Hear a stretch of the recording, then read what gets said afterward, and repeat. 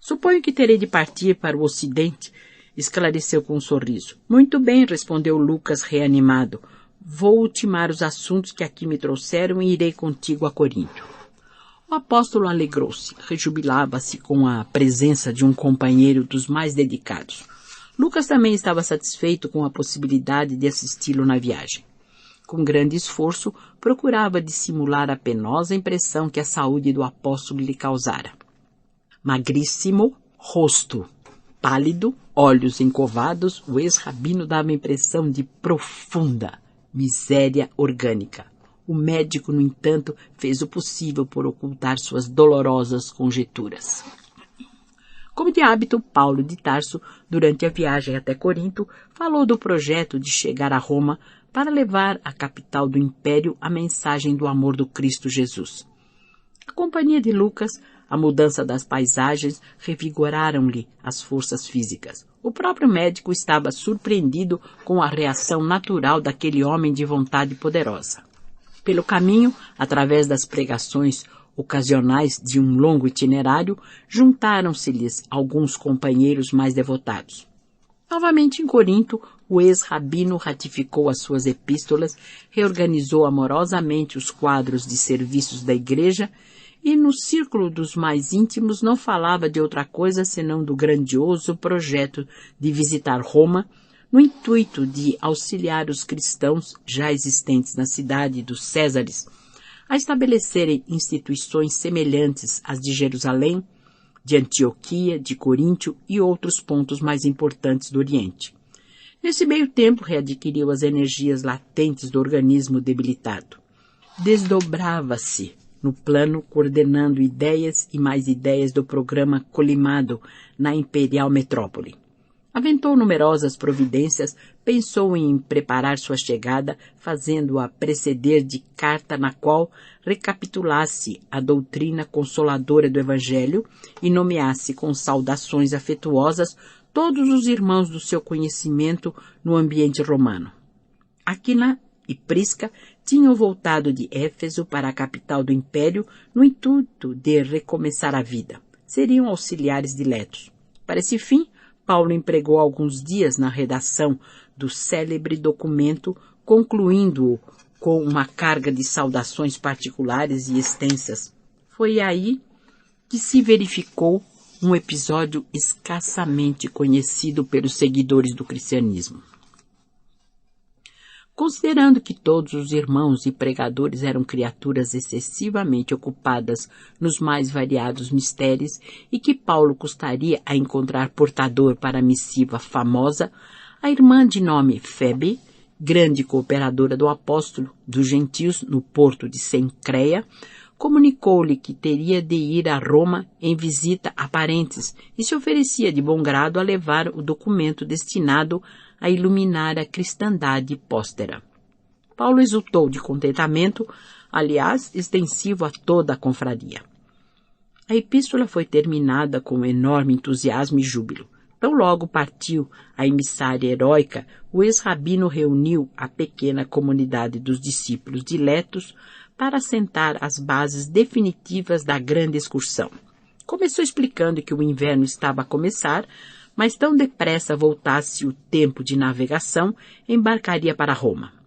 Depois de justificar a excelência do plano, visto já estar implantado o Evangelho nas regiões mais importantes do Oriente, pediu aos amigos íntimos lhe dissessem como e até que ponto lhes seria possível secundá-lo.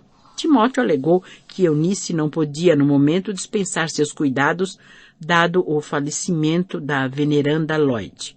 Segundo expôs, precisava regressar a Tessalônica e Aristarco o secundou nesse parecer. Sópatro falou de suas dificuldades em Bereia. Gaio pretendia partir para Derbe no dia seguinte.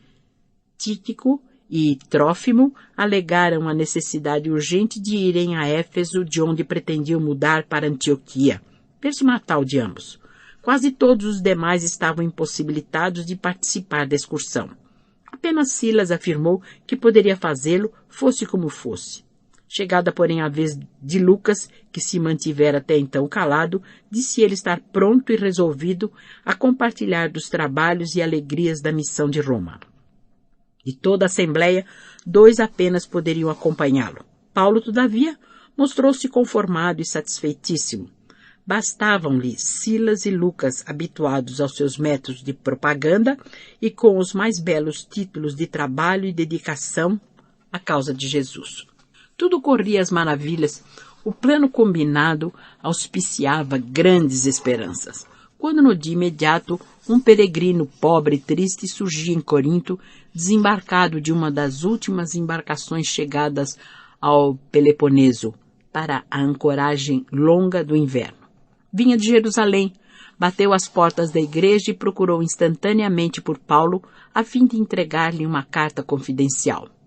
Defrontando o singular mensageiro, o apóstolo surpreendeu-se. Tratava-se do irmão Abdias, a quem Tiago incumbira de entregar a carta ao ex-rabino. Esse tomou-a e desdobrou, um tanto nervoso. À medida que ia lendo, mais pálido se fazia. Tratava-se de um documento particular da mais alta importância. O filho de Alfeu comunicava ao ex-doutor da lei os dolorosos acontecimentos que se desenrolavam em Jerusalém.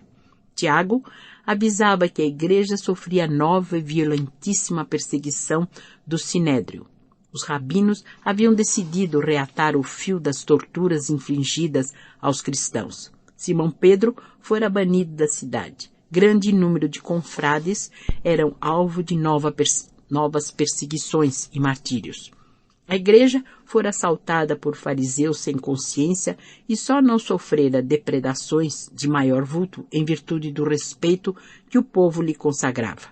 Dentro de suas atitudes conciliatórias, conseguira aplacar os ânimos mais exaltados, mas o Sinédrio alegava a necessidade de um entendimento com Paulo a fim de conceder tréguas. A ação do apóstolo dos gentios, incessante e ativa, conseguira lançar as sementes de Jesus em toda parte.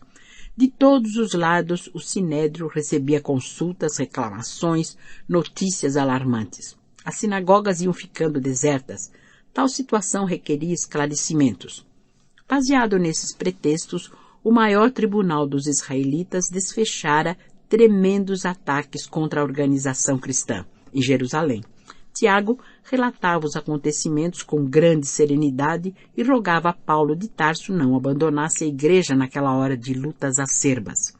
Ele, Tiago, estava envelhecido e cansado. Sem a colaboração de Pedro, temia sucumbir. Pedia então ao convertido de Damasco fosse a Jerusalém, afrontasse as perseguições por amor a Jesus, para que os doutores do Sinédrio e do Templo ficassem bastantemente esclarecidos.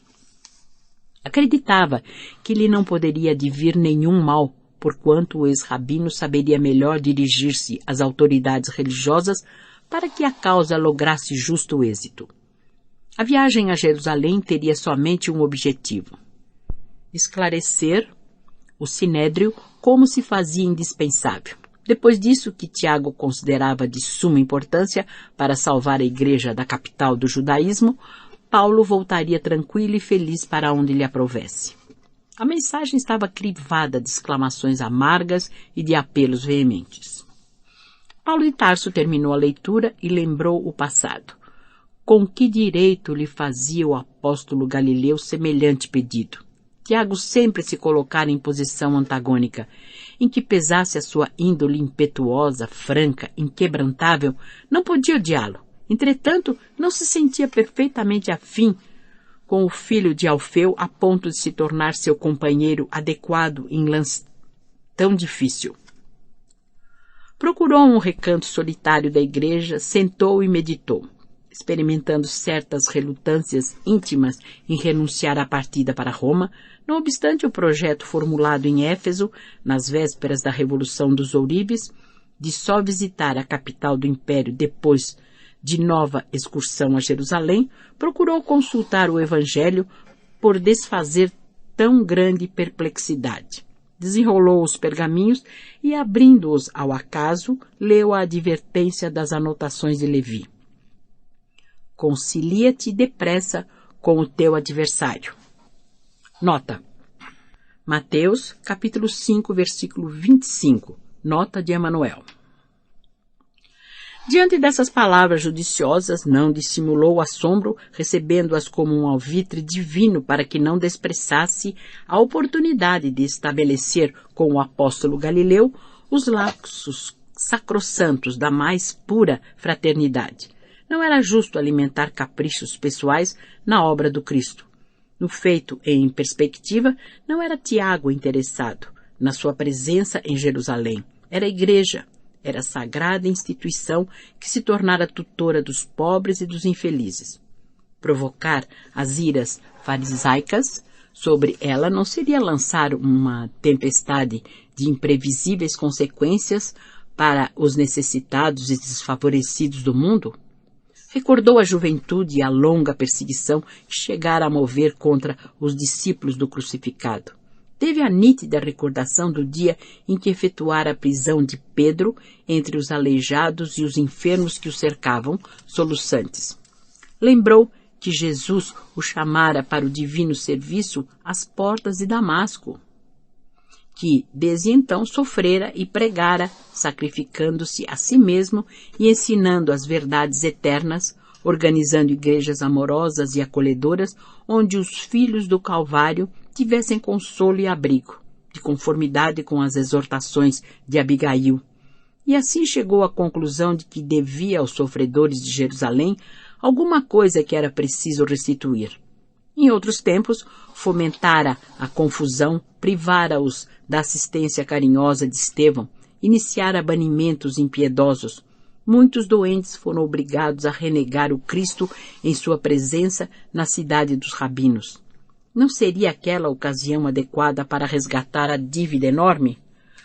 Paulo de Tarso, iluminado agora pelas mais santas experiências da vida com o Mestre amado, levantou-se e a passos resolutos dirigiu-se ao portador que o esperava em atitude humilde. Amigo, vem descansar, que bem precisas. Levarás a resposta em breves dias. Ireis a Jerusalém? Interrogou Abdias com certa ansiedade, como se conhecesse a importância do assunto. Sim, respondeu o apóstolo.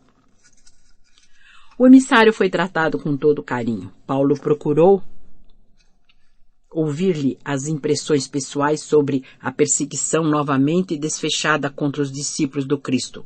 Buscou firmar ideias sobre o que competia fazer, mas não conseguia furtar-se a certas preocupações imperiosas e aparentemente insolúveis.